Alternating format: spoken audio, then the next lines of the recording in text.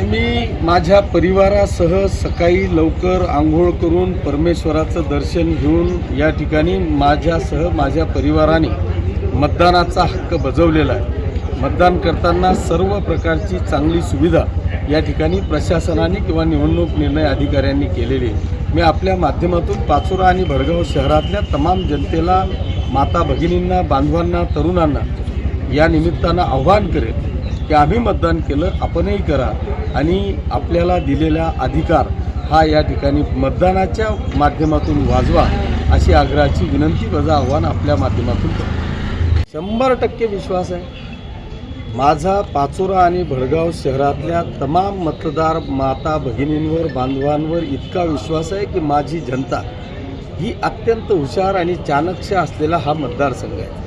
इथे काही कोणी आलं, कोणीतरी वेगवेगळे आमिष देऊन गेले किंवा जादू टोना करून गेले म्हणून ह्या जनतेचं मतदान इकडे तिकडे जाईल असं अजिबात नाही।